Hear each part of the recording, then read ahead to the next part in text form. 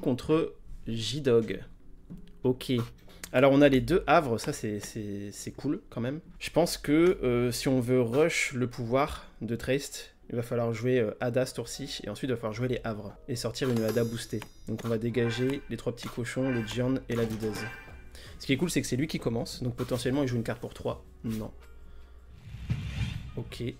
On va jouer Ada à droite, parce que là, le pire qu'il puisse avoir pour 1, c'est soit un disciple studieux qui nous battrait pas notre Ada à droite, soit un entraînement a cappella. Entraînement a cappella, c'est chiant. Ok, nickel. J'ai pas pris les risques de venir à gauche, parce que s'il avait le disciple, en fait, on passait pas. Oh, on a la chroniqueuse, c'est parfait. On a la chroniqueuse, c'est parfait. Là, à la limite, on mettrait peut-être un havre.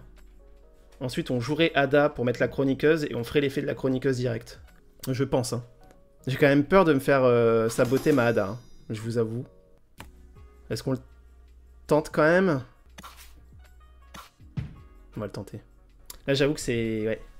C'est le risque. Le risque, c'est de se faire saboter la Ada. Après, avec un peu de chance... Oh non, c'est bon, c'est nickel. Alors ça, c'est nickel. Du coup, on va jouer Ada à gauche. On va mettre la chroniqueuse en réserve. Donc, vous voyez, vu qu'on joue la Ada, on gagne un compteur ici. Là, il joue sa prestidigitatrice. Ok. Là, c'est à nous. On prend la chroniqueuse, on fait son effet de soutien, on la met en défausse. Hop. On a deux jetons, déjà. On est bien. En vrai, on a deuxième tour, on a 2 jetons. Prochain tour, on a potentiellement une carte qui va sortir de la réserve. On a un deuxième havre qui peut se mettre. En vrai, là, pour l'instant, on démarre la partie pas trop mal.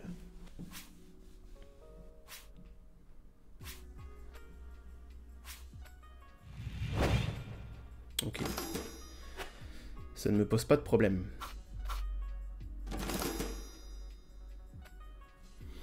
Est-ce qu'on a vraiment besoin d'un 3e havre? Je ne pense pas. On a juste besoin de 2 havres en vrai. Ouais. Donc là, c'est lui qui joue en premier. Nous, on va poser notre havre en premier. Eh les gars, je vais pas vous... J'ai mes chats qui squattent mon bureau. C'est horrible. Alors, on joue le bastion, comme on a dit. Et qu'est-ce qu'on va jouer après? On va voir ce qu'il nous joue, mais... Là, on a 1 d'avance, donc le but, c'est de gagner d'un côté. Là, on a une videuse qui est déjà à 6-6-6 quand elle sort de la réserve. Je pense qu'on va juste aller jouer ça, parce que dans le pire des cas, là, ce qu'il peut, c'est faire gagner un boost au Yongsu, ou le rendre... ou l'ancrer, avec le pouvoir de Nevenka. Donc s'il lui fait gagner un boost, c'est chiant. Moi je pense qu'on va utiliser notre brouilleur maintenant. On va garder nos cartes les plus fortes pour la suite. Et on va le jouer à droite. Donc voilà, vu qu'on a joué notre carte de la réserve, ça fait augmenter le compteur de ferraille. A savoir que si on se fait saboter une carte, ça fait aussi augmenter le compteur de ferraille, hein, de Traced. Ok, il lui a fait gagner un boost, il l'a pas ancré, ça c'est bon pour nous. Donc là pour l'instant on est nickel. Potentiellement, au prochain tour, si on joue ces 2 cartes-là, ça y est, on peut commencer à piocher. Du coup, si je joue ces 2 cartes-là, je pourrais faire l'effet, mettre la Amélia en réserve. Non, on va pas le faire tout de suite. Je pense pas. Parce qu'au prochain tour, c'est lui qui jouera en premier, il pourra nous saboter notre Amélia. Est-ce que la chroniqueuse, on en a besoin maintenant, là? On en a plus besoin, je pense. J'ai bien envie de garder la décharge au cas où, pour son Yongsu. Je pense que la chroniqueuse est plus nécessaire, là. On va aller débloquer nos jetons. J'ai bien envie de jouer une armurière parce que au cas où il y a un zoo en face, on aura quand même posé un scarabot. Je pense qu'on va le jouer comme ça. Hop, on gagne un compteur, il nous en reste plus qu'un seul.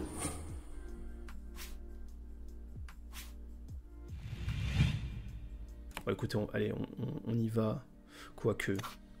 En fait, est-ce qu'on a forcément besoin de l'avoir maintenant, ce compteur? Après, ce serait pas au petit. J'ai calculé mon tour en fonction de ça.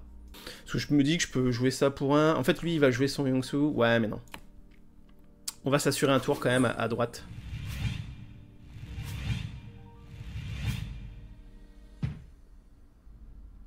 On va s'assurer un tour à droite. Ok. Là, pour 3, par contre, il va pouvoir jouer son Yongsu et venir l'ancrer avec le chapelier. On va faire notre effet quand même. On pioche. On met Amélia. Comme ça, elle est déjà en réserve pour le prochain tour. Donc là, à partir de là, c'est bon, on a nos 5 compteurs ferraille. Donc maintenant, il faut juste ne pas oublier qu'on peut faire cet effet qu'on n'a forcément pas au début. Donc là, chaque tour, on peut piocher et mettre une carte en réserve. Et avec ce deck, c'est très fort. Parce que là, on est setup avec nos 2 havres. Et en fait, chaque carte qui est jouée de la réserve gagne 2 boosts. Donc c'est juste très très fort, quoi. Là, cette Amélia, pour 1 au prochain tour, c'est une 4-4-4, quoi. Ok, il l'ancre avec le chapelier. Je pense que notre décharge de Kélon, elle va être bien utile.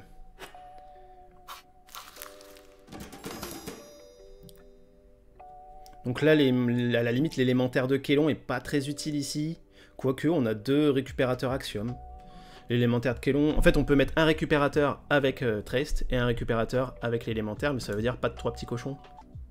On va avoir 7. Donc déjà 1, il nous reste 6. On jouerait pas les 3 petits cochons? Ou alors on jouerait tout simplement pas la décharge de Kélon. Après, ici, vraiment là, si je lui enlève son Yongsu, il me resterait 4. J'aurais ça pour 1. Et pour 3, j'aurais les 3 petits cochons de la main. Qui serait une 4-4-4. On va essayer de le jouer sans la décharge. Vous savez quoi? On va prendre un risque juste pour se rendre compte un peu de à quel point ça peut être fort de jouer à fond le ravitaillement, hein, de jouer à fond le gameplay du deck.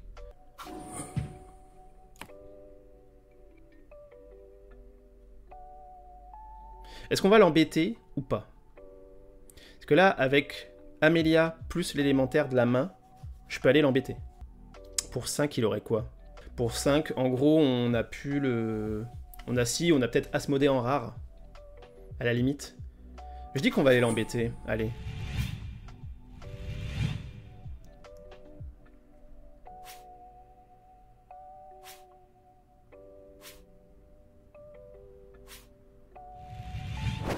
Ok, elle lui a refilé un boost. Ensuite. Ou le tapis. Ok, bon. On va clairement arrêter d'aller l'embêter. On va faire l'effet du coup de Traced. On pioche une carte. Ouf, la décharge. Et on met un récupérateur en réserve qu'on va venir jouer directement ici. Et qui est une 3-3-3 pour 2. Du coup, jouer de la réserve. Qui nous met une Augure Izmir directement. Et ça, c'est beau. Parce que ça, c'est une 3-4-3 pour 1. Et là, c'est magnifique. Du coup, lui, il passe. Écoutez, nous, on gagne déjà d'un côté. Est-ce qu'on peut venir le chercher à droite pour 4 ? Si je lui renvoie ça en réserve, il lui reste 6-6-6. Et si je peux venir le chercher, je peux venir chercher à droite pour 4. Si je fais une décharge de Kélon sur son Esmeralda et que je pose l'Augure Izmir de la réserve directement, il serait 6-6-6 et moi je serais à 7. Ah ouais, non mais c'est sûr. C'est très fort. Là le deck est très très fort. Choisir un personnage. Esmeralda. Bon après on joue pas contre un deck top méta en face aussi, je vous l'accorde. Augure Izmir à droite. Hop. Et voilà, on gagne des deux côtés. Et ça, c'est nickel. Donc là, ce tour-ci, on peut mettre une Amélia Earhart en réserve avec l'effet. On peut mettre un récupérateur Axiom avec l'élémentaire de Kélon. On peut potentiellement mettre aussi une Armura de la Fonderie ou un 3 petits cochons. En vrai... Oh bon bah ok, en même temps je pense que c'était cuit pour le coup. C'est bien joué à lui quand même, j'avoue que là notre deck je pense est juste plus fort, on n'est pas tombé contre un deck méta, mais voilà, vous avez pu vous rendre compte un peu de comment est-ce qu'il faut jouer le deck. Au début il faut rusher les compteurs de ferraille, donc des chroniqueuses, des Hada, ce genre de choses qui permet de mettre des cartes en réserve et qui va nous permettre de les jouer derrière, des havres, carte clé. Hein. Quand vous avez setup vos 2 havres, vous êtes vraiment tranquille, vous êtes peinard, et après une fois que vous avez cet effet là, ben forcément chaque tour vous piochez une carte, et vous potentiellement vous mettez une carte en réserve qui se prend les boosts des havres en sortant, c'est très fort.